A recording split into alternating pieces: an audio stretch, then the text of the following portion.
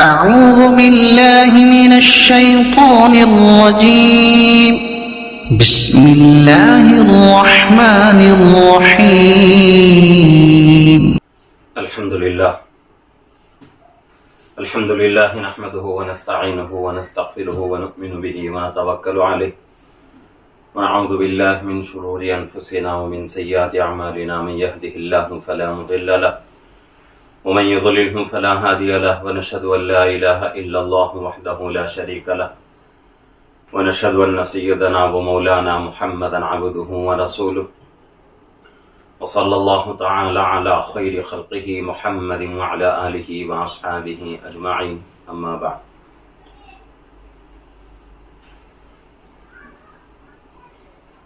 محترم ناظرین، الحمدللہ جیسا کہ آپ لوگ جانتے ہیں کہ قربانی کے ایام بہت ہی قریب ہو چکے ہیں اور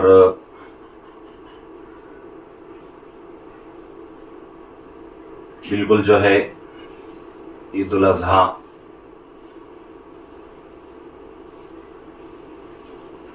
قریب ہو چکا ہے اور یہ بات بھی آپ لوگ جانتے ہیں کہ بقرعید کے موقع پر قربانی کا ایک سلسلہ رہتا ہے، لگاتار 3 دن تک قربانیاں ہوتی رہتی ہیں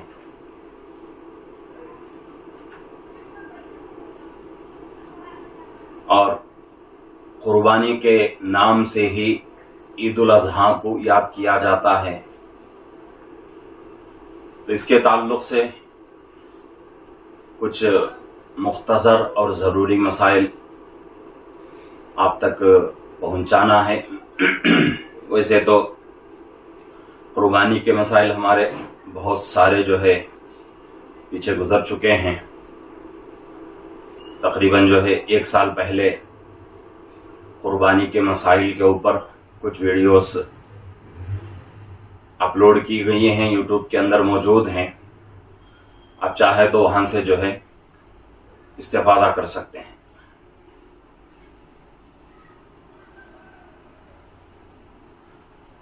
تو ذی الحجہ کا مہینہ چل رہا ہے اور آج 6 تاریخ ہے،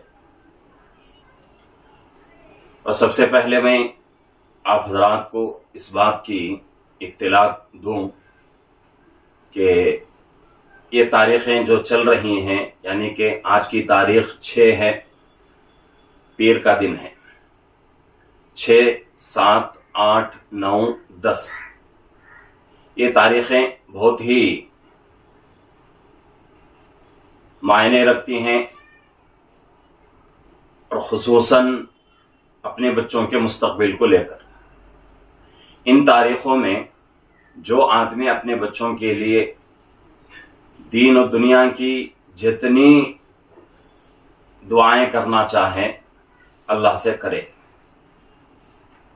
مطلب یہ نہیں کہ دوسرے دنوں میں دعائیں قبول نہیں ہوتی، دوسرے دنوں میں بھی قبول ہوتی ہیں، لیکن ان تاریخوں میں 6، 7، 8، 9 اور 10 تاریخ، ان تاریخوں میں بہت ہی زیادہ اللہ دعائیں قبول کرتے ہیں۔ تو اس لیے ضروری ہے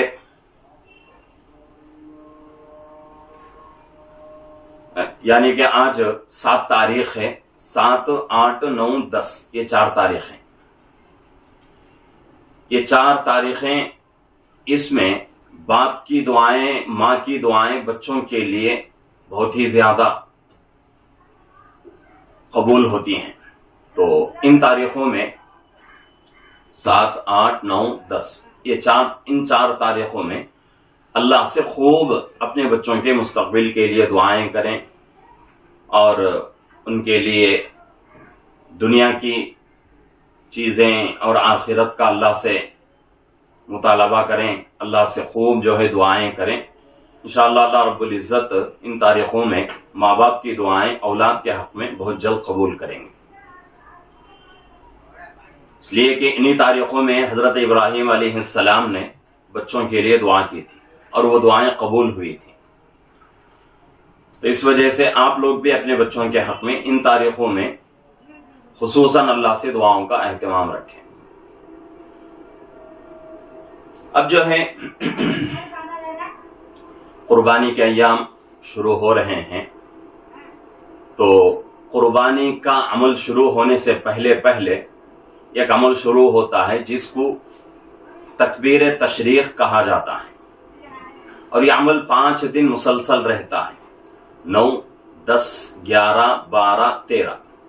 9 ذی الحجہ کی فجر کی نماز سے لے کر 13 ذی الحجہ کی عصر کی نماز تک ہر فرض نماز کے بعد مردوں کو ایک مرتبہ بلند آواز سے تکبیر تشریق کہنا واجب ہے، اور عورتوں کو آہستہ آواز میں پڑھنا واجب ہے۔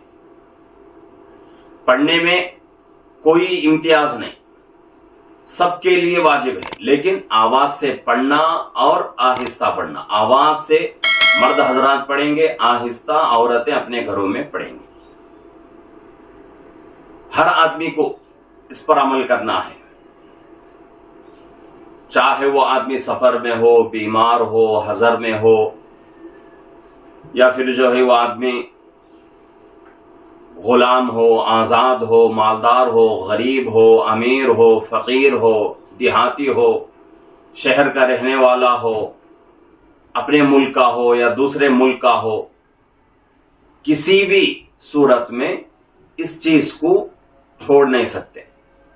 تو اب جو ہے چہارشنبے کے دن سے یہ عمل شروع ہوگا، چہارشنبہ، جمعرات، جمعہ، ہفتہ، اتوار، یہ 5 دن، چہارشنبے کے دن فجر کی نماز سے لے کر اتوار کے دن عصر کی نماز تک یہ عمل چلتا رہے گا۔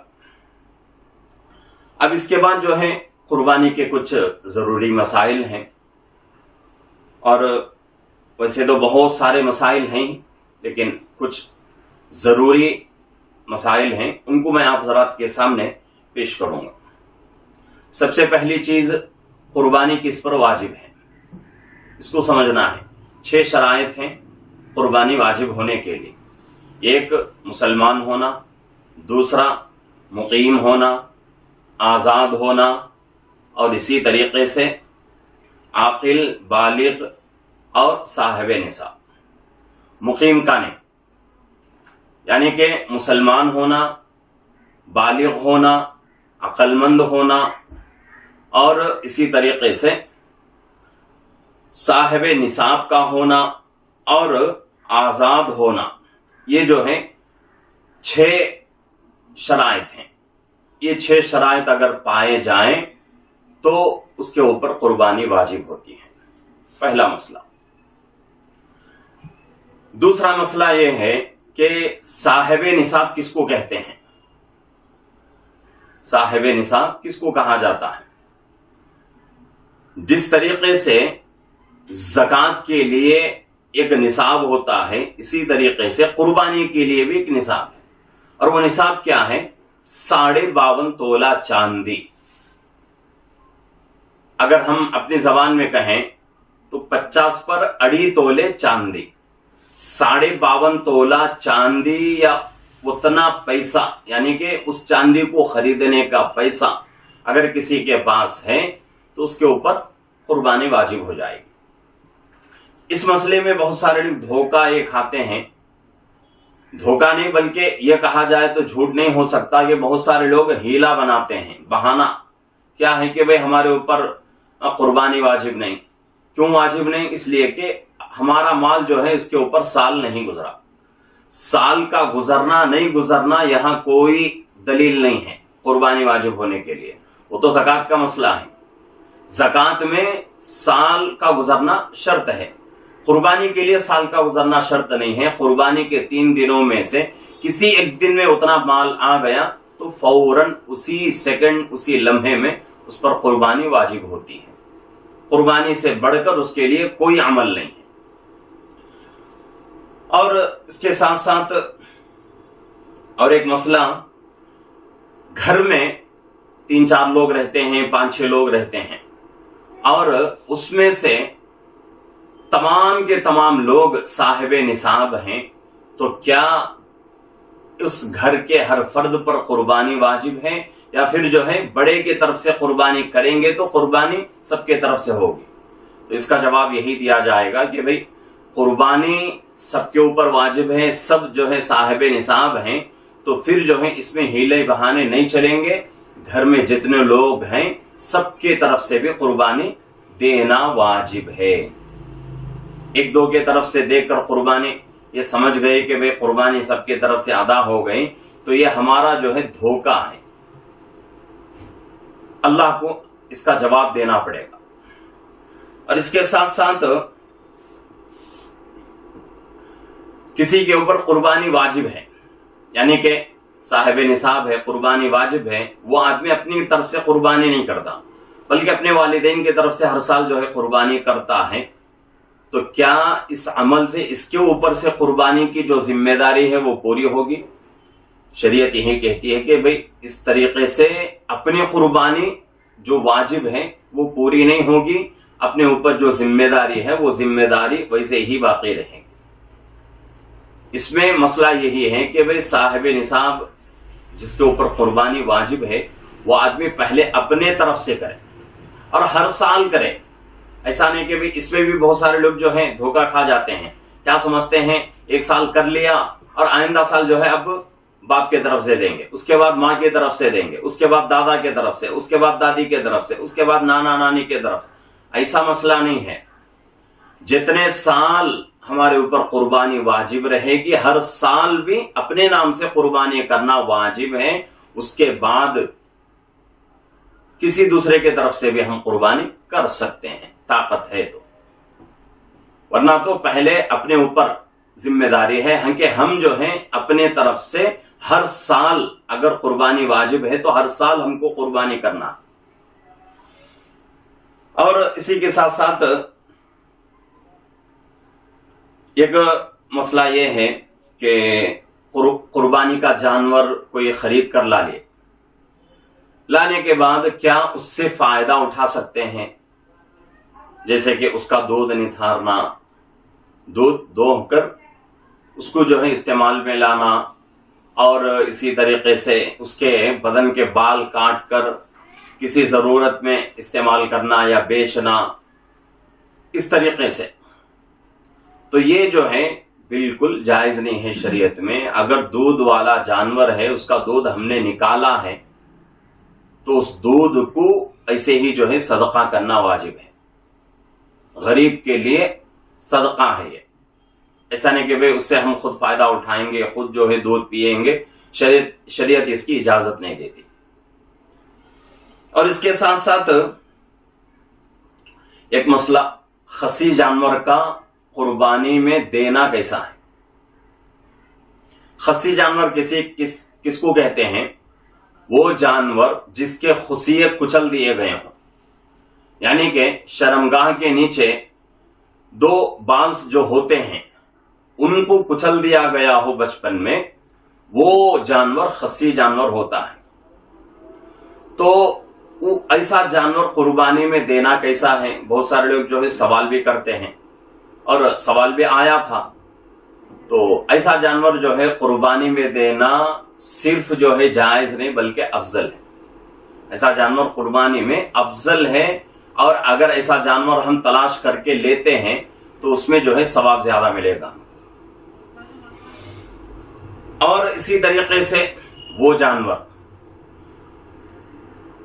جس کے پیٹ میں بچہ ہو اور اس کی ولادت قریب آ چکی ہو، تو کیا ایسا جانور ہم قربانی میں ذبح کریں گے؟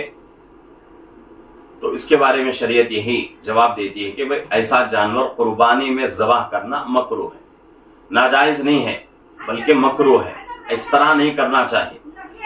اگر ایسا جانور ہم نے قربان کر دیا اور اس کے پیٹ میں جو بچہ ہے وہ زندہ رہا، تو اس زندے بچے کو بھی کیا کریں گے؟ ذبح کر کے قربان کر دیں گے۔ اس میں بھی جو ہے ہیلے بہانے نہیں چلیں گے کہ بھئی بچہ جو ہے اس کو پال لیا، اگلے سال جو ہے اس بچے کو جو ہے اپنے نام سے جو ہے قربانی دے رہے ہیں، ایسے قربانی ادا نہیں ہوتی۔ اگر جانور کے پیٹ میں بچہ ہے، ہمیں پہلے سے معلوم نہیں تھا، ذبح ہونے کے بعد معلوم ہوا، تو اس بچے کو اگر وہ بچہ زندہ ہے تو اس کو بھی ذبح کر کے قربانی میں ملا دیں گے۔ اگر مرا ہوا ہے تو اس کو جو ہے ویسے ہی دفن کر دیں گے۔ اور اس کے ساتھ ساتھ اور ایک مسئلہ کہ کچھ جانور ایسے ہوتے ہیں جن کے زائد اعضاء ہوتے ہیں، یعنی کہ 4 پیر والا جانور، اس کے جو ہے 5واں پیر بھی نکل گیا، ایسا ہوتا ہے۔ بہت سارے جو ہیں ویڈیوز میں آپ لوگوں نے دیکھا بھی ہوگا کہ ایسا جانور جس کے 5 جو ہے ٹانگیں ہوتی ہیں، 5 پیر ہوتے ہیں، یا پھر جو ہے 2 سر ہوتے ہیں، اس طریقے کے، کیا یہ جانور ہم قربانی میں ذبح کر سکتے ہیں؟ تو اس کے بارے میں شریعت یہی کہتی ہے کہ بھئی 5 جو پیر ہیں جانور کے، یا پھر جو 2 سر ہیں، 2 دم ہیں، یہ چیز جانور میں عیب والی چیز ہے، اس لیے کہ فطرت کیا ہے جانوروں میں؟ جانور کا 1 سر ہوتا ہے، 1 دم ہوتی ہے، 4 پیر ہوتے ہیں۔ یہی جانور اگر 5واں پیر نکل کر آ گیا تو وہ جو ہے قربانی کے لیے جائز نہیں۔ اگر ایسا جانور کوئی آدمی لا کر جو ہے قربانی کرنا چاہے تو اس کی قربانی ادا نہیں ہوتی۔ اور اسی طریقے سے کوئی جانور ایسا ہے، ایک مسئلہ یہ بھی ہے کہ بھئی کوئی جانور ایسا ہے جس کا ایک عضو جو ہے بالکل ختم ہے پیدائشی طور پر، مثال کے اعتبار سے 3 پیر والا ہے، بغیر دم والا ہے، اور بغیر کان والا، بغیر جو ہے سینگ والا۔ یعنی کہ سینگ والے کا مطلب کیا ہے؟ کچھ جانور ایسے ہوتے ہیں جن کو سینگ نہیں آتے، وہ الگ چیز ہے۔ لیکن اگر کسی جانور کو سینگ نہیں آئی لیکن وہ خول جو ہے سینگ نکلتا ہے، اس کا اندر کا جو خول ہوتا ہے وہاں سے جو ہے اس کو دماغ تک اثر لگتا ہے،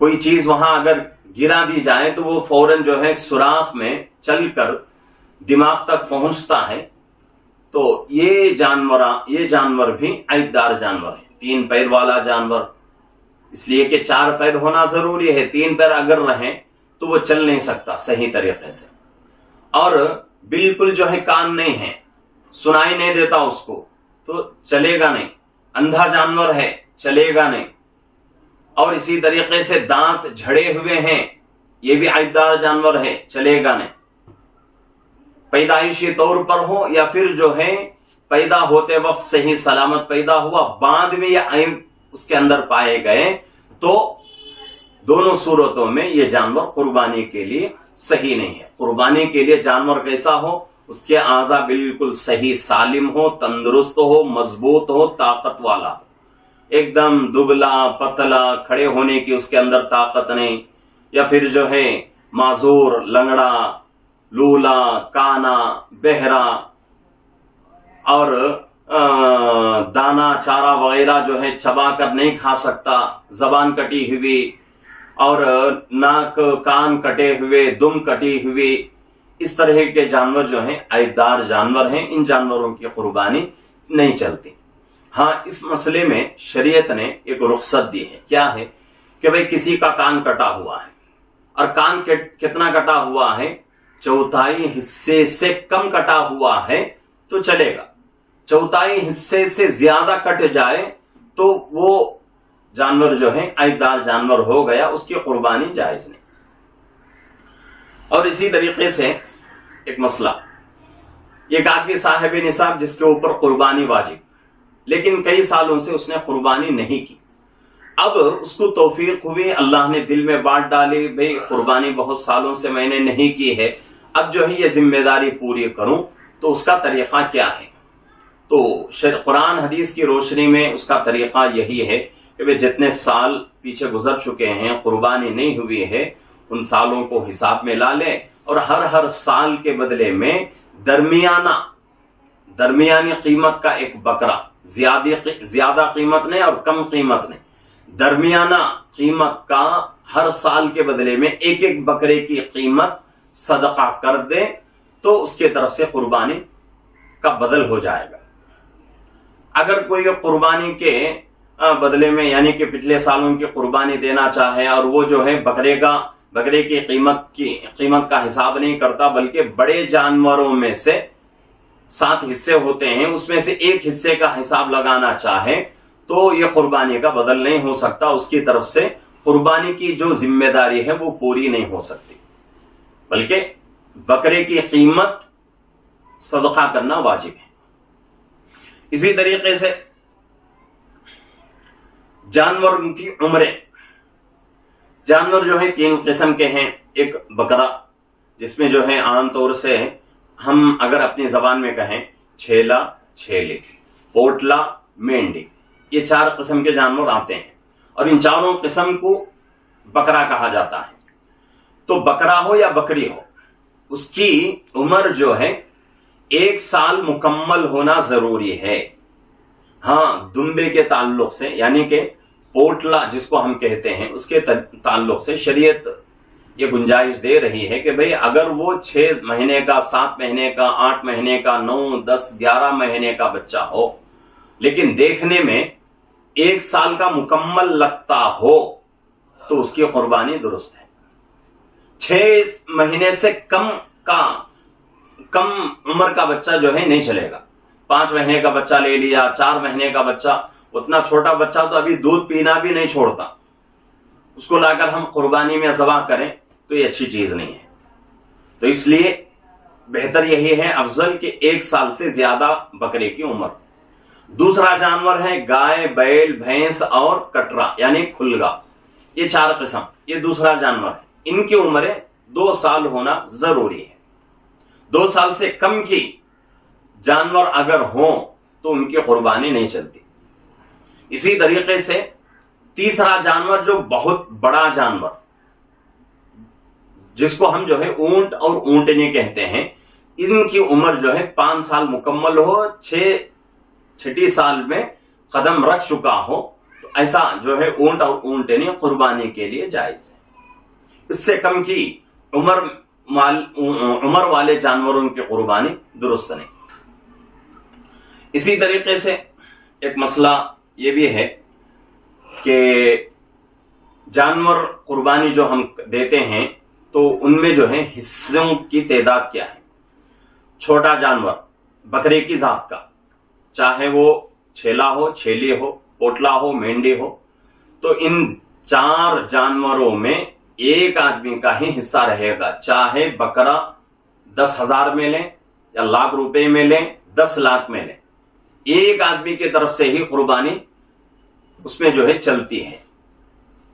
بڑا جو جانور ہے چاہے وہ دوسری قسم کا یا تیسری قسم کا، چاہے بیل، گائے، بھینس، کٹرا یعنی کھلگا، اونٹ یا اونٹنی، ان جانوروں میں 7 حصے ہوتے ہیں، 7 آدمیوں کی طرف سے قربانی دی جا سکتی ہے۔ چھوٹے جانور میں صرف ایک ہی آدمی کی طرف سے قربانی ہوگی۔ اور اسی طریقے سے ایک اہم مسئلہ یہ بھی ہے، بہت سارے لوگ جو ہے پوچھتے بھی رہتے ہیں، پچھلے جو ہے ویڈیو میں سوال جواب کے ویڈیو میں یہ مسئلہ گزر بھی چکا ہے کہ بہت سارے لوگ جو ہے بکرے کا تو کوئی مسئلہ نہیں ہے لیکن بکری کا مسئلہ آتا ہے، چھیلی کا یا مینڈی کا، تو کیا ان 2 جانوروں کو ہم قربانی میں دے سکتے ہیں؟ تو اس میں کوئی جو ہے شک نہیں ہے، کوئی جو ہے تمہیں مذائقے والی بات نہیں ہے، آرام سے جو ہے ان 2 جانوروں کی بھی قربانی دے سکتے ہیں، یعنی کہ بکری، چھیلی اور مینڈی، اسی طریقے سے گائے اور اسی طریقے سے بھینس، اونٹنی، تو مادہ جانور جو ہوتے ہیں ان کی بھی قربانی درست ہے۔ اور اسی طریقے سے اور ایک مسئلہ جو ہے اہم مسئلہ بہت سارے لوگ جو ہے سوال کرتے رہتے ہیں، بہت سارے لوگوں کو جو ہے اس کے اوپر اشکال رہتا ہے، کیا ہے کہ بڑے جانور میں 7 حصے ہوتے ہیں، 7 حصے میں سے کچھ حصے قربانی کے ہو گئے، کچھ حصے عقیقے کے ہو گئے، تو کیا اس طریقے سے کرنا صحیح ہے یا نہیں؟ تو شریعت جو ہے اس کی اجازت دے رہی ہے کہ بھئی قربانی والے جانور میں کچھ حصے جو ہے قربانی کے اور کچھ حصے جو ہیں عقیقے کے جائز ہیں۔ اب یہاں تک جو ہے شریعت کہتی ہے کہ بھئی بڑے جانور میں 7 حصے ہوتے ہیں، کچھ حصے جو ہیں قربانی کے لے لیے، کچھ جو ہے عقیقے کے، اور کچھ جو ہے ولیمے کے لے لیے، تو بھی قربانی بھی ادا ہو جائے گی، عقیقہ بھی ادا ہو جائے گا، اور اسی طریقے سے ولیمہ بھی ادا ہو جائے گا۔ نیکی کی دعوت نہیں، ولیمے کی دعوت کے لیے اگر کوئی آدمی اپنے طرف سے قربانی کے جانور میں 1-2 حصے لینا چاہے تو لے سکتا ہے، لیکن عام طور سے ہمارے یہاں جو ہے اس کے اوپر عمل نہیں ہوتا۔ یو پی میں ادھر جو ہے اس کے اوپر جو ہے عمل ہوتا ہے، ہمارے یہاں جو ہے اس کے اوپر عمل نہیں ہوتا۔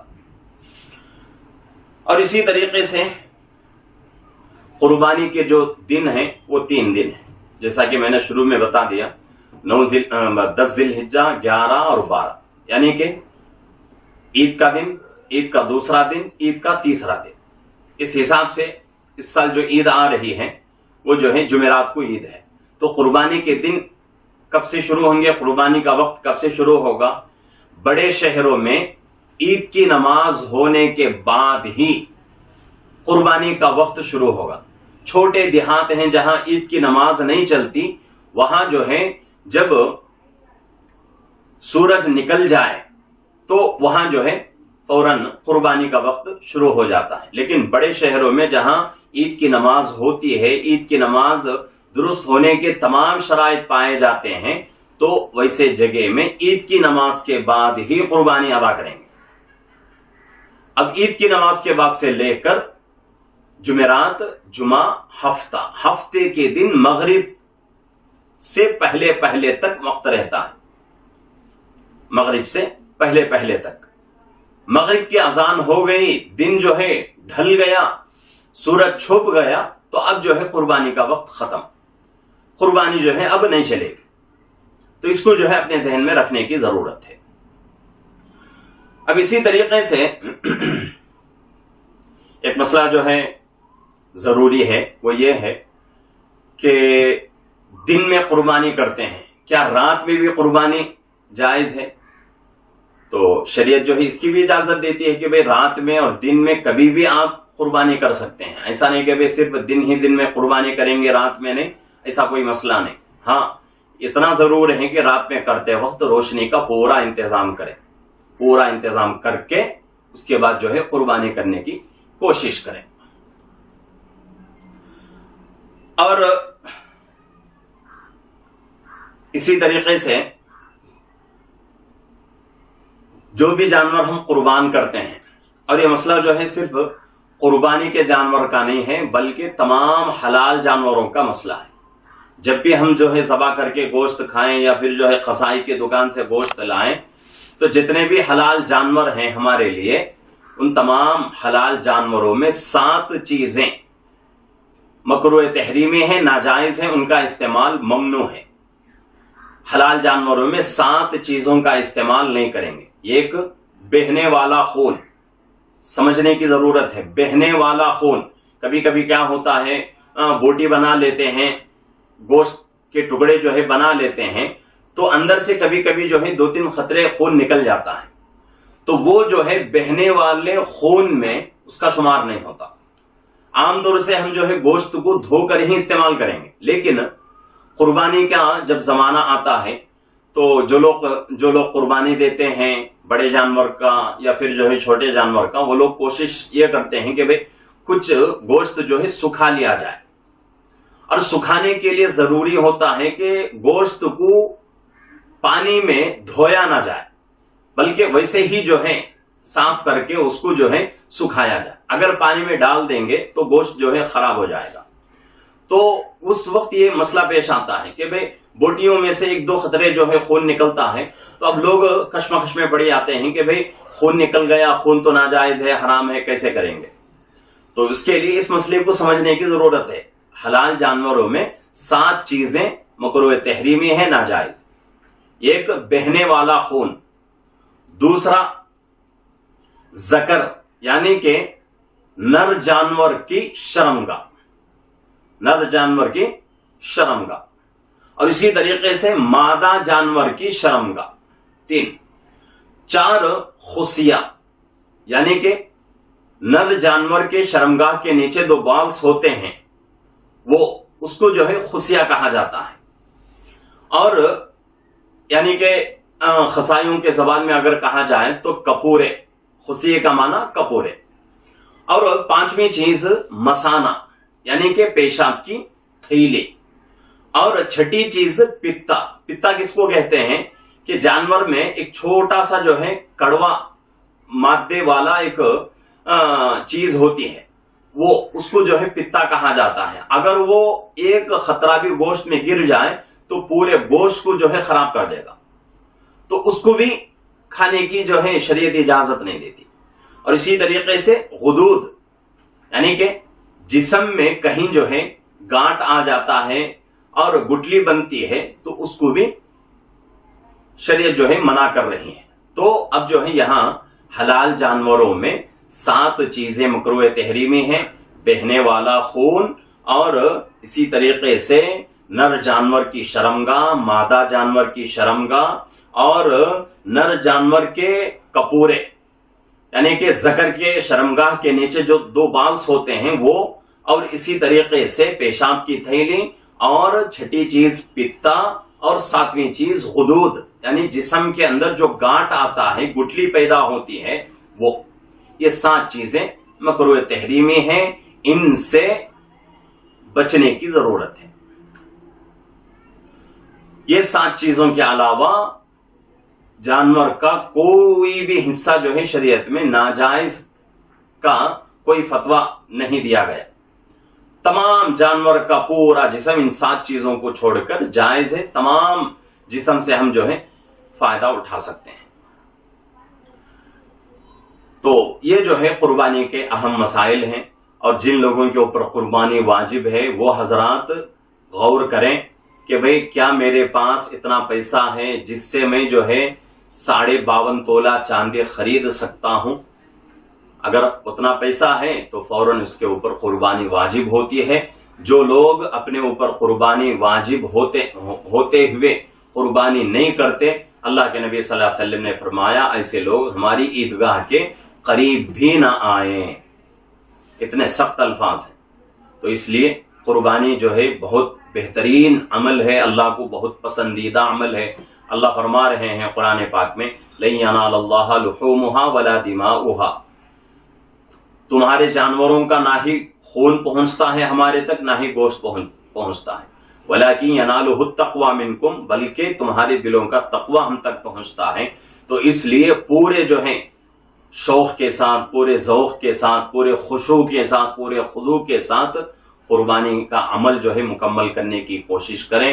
اور اخیر میں سب سے یہی میری درخواست ہے کہ جتنے لوگ جو ہے قربانی کر رہے ہیں وہ لوگ صفائی کا بہت ہی زیادہ خیال رکھیں، بہت ہی زیادہ خیال رکھیں۔ اگر آپ جو ہے بڑے جانور کی قربانی دیتے ہیں یا چھوٹے جانور کی قربانی دیتے ہیں تو ہر حالت میں بھی اپنے جو ہے گھر کے آس پاس میں، اپنے محلے میں جو ہے گندگی پھیلانے کا جو ہے الزام اپنے سر پر نہ لیں، بلکہ بالکل جو ہے پوری جو ہے صفائی ستھرائی کے ساتھ جو ہے اس عمل کو کریں۔ ہمارے قربانی والے عمل سے کسی دوسرے کو تکلیف نہ ہو، یہ بہت خیال رکھنے کی ضرورت ہے۔ اگر ہمارے عمل سے کسی کو تکلیف ہوتی ہے تو پھر ہمارے قربانی سے ہمیں کیا ملا؟ اس لیے ضروری ہے کوشش یہ کریں کہ بھئی ہماری قربانی والے عمل سے کسی دوسرے انسان کو تکلیف نہ ہو۔ اور اسی طریقے سے ایک اور گزارش یہ بھی ہے کہ بھئی جو لوگ بڑے جانوروں کی قربانی کرتے ہیں وہ لوگ اپنے جانوروں کی ویڈیوز، چاہے وہ زندہ ہوں یا چاہے قربانی کے بعد ہوں، اس کو جو ہے سوشل میڈیا پر وائرل نہ کریں، اس سے بہت بچیں۔ یہی چیزیں ہمارے لیے خطرے کی باعث بنتی ہیں، خطرے کا جو ہے سبب بنتی ہیں. تو اس لیے جہاں تک ہو سکے خصوصاً بڑے جانوروں کے بارے میں کہ نہ ہی جو ہے اس کا زندہ ویڈیو جو ہے بنائیں، چاہے اس کی ذبح ہونے کے بعد اس کی ویڈیوز بنائیں، کسی بھی طرح کا کوئی ویڈیو نہ بنائیں. اس کا جو ہے بہت احتیاط رکھنے کی ضرورت ہے، بہت خیال کرنے کی ضرورت ہے. اور اس کا ہم خیال رکھیں گے، ویڈیوز نہیں بنائیں گے تو انشاءاللہ ہمارے لیے کوئی خطرے کی چیز نہیں. آج قربانی کے اوپر جتنی مصیبتیں ہمارے اوپر آ رہی ہیں، یہ تمام کی تمام مصیبتیں اپنے ہی کرتوتوں کی وجہ سے. کہ ہم کیا کرتے ہیں کہ بھئی لایا جانور اور سوشل میڈیا پر وائرل کرتے رہتے ہیں. اور بعض لوگ یہاں تک کرتے ہیں کہ بھئی جانور لایا اور پورا شہر گھما رہے ہیں. کس کے لیے قربانی کر رہے ہیں؟ لوگوں کو دکھانے کے لیے کر رہے ہیں یا اللہ کو راضی کرنے کے لیے؟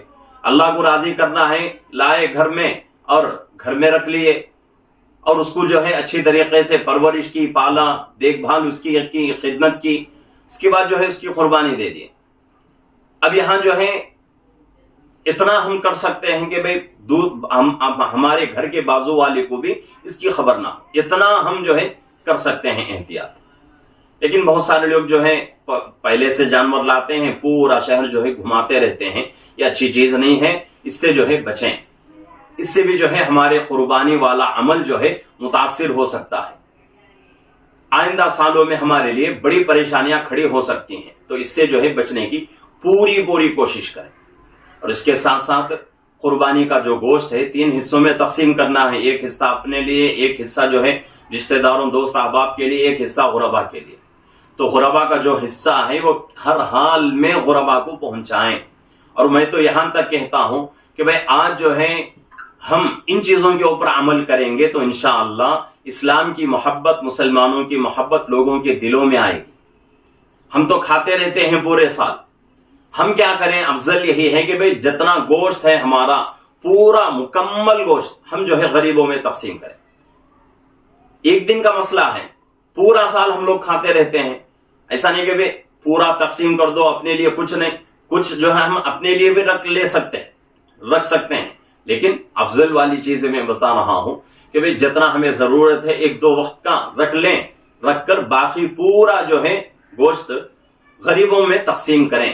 اور غریبوں میں تقسیم کرنے کے لیے مسلمان، کافر اور عیسائی، یہودی کسی طرح کا کوئی جو ہے مذہب کا بھید بھاؤ نہیں ہے.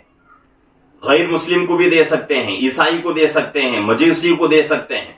ایسا نہیں کہ صرف مسلمان کا حق ہے، غیر مسلم کو بھی دے سکتے ہیں. تو اس لیے اس عمل سے جو ہے محبتیں لینے کی کوشش کریں. قربانی والے عمل سے لوگوں میں محبتیں پیدا کرنے کی، محبتیں جو ہے بانٹنے کی کوشش کریں. ایسا نہیں کہ لوگوں میں نفرتیں آ جائیں، لوگ ہم سے جو ہے مسلمانوں سے، اسلام سے چڑھنے لگیں. اس طرح کا عمل ہرگز نہ کریں. اس سے بہت احتیاط کریں. یہ چیز ہمارے لیے بہت ضروری ہے. تو عید الاضحیٰ جو ہے بالکل قریب ہے. تو ابھی جو ہے 3 دن باقی ہیں، آج، کل، پرسوں. تو ان 3 دنوں میں خوب اللہ سے دعائیں کریں اپنے بچوں کے حق میں، مستقبل کا، اور اپنے بچوں کی جو ہے زندگی کے، ان کی روزی کے بارے میں، ان کے جو ہے جائز مقاصد کے بارے میں، اور ان کے آخرت کے بارے میں، ان کی دینداری کے بارے میں خوب اللہ سے دعائیں کریں. اور ان لوگوں کے لیے بھی دعا کریں جو اس سال حج کے لیے گئے ہوئے ہیں. اللہ سب کے جو ہے حجوں کو قبول فرمائے. تو یہ جو ہے ضروری مسائل تھے اور کچھ ضروری باتیں تھیں کہنے کی، تو میں نے جو ہے آپ تک پہنچا دیا. تو آپ جو ہے ان باتوں سے اپنے قربانی والے عمل کو مکمل کرنے کی قرآن حدیث کی روشنی میں کوشش کریں. اگر کوئی مسئلہ اور ہے تمہارا پرسنل، تو آپ جو ہے اپنے مقامی علماء سے رابطہ کر کے اس کا جواب لینے کی کوشش کریں، یا پھر جو ہے ہم سے بھی جو ہے رابطہ کر سکتے ہیں. انشاءاللہ آپ کو جو ہے تسلی بخش جواب دیا جائے گا. اللہ رب العزت سے دعا ہے کہ اللہ رب العزت ہم تمام کو اپنی قربانی والے عمل کو قرآن حدیث کے مطابق، سنت کے مطابق مکمل کرنے کی، اور اس عمل کے ذریعے سے پورے عالم میں مسلمانوں کی اور اسلام کی محبت کو بڑھانے کی کوشش کرنے کی اللہ توفیق عطا فرمائے. اور اس سال جتنے لوگ حج کے لیے گئے ہوئے ہیں یا جانے والے ہیں تو تمام کے حجوں کو اللہ قبول فرمائے، تمام کی عبادتوں میں، تمام کی دعاؤں میں اللہ ہمارا بھی اور پوری امت کا اللہ حصہ عطا فرمائے۔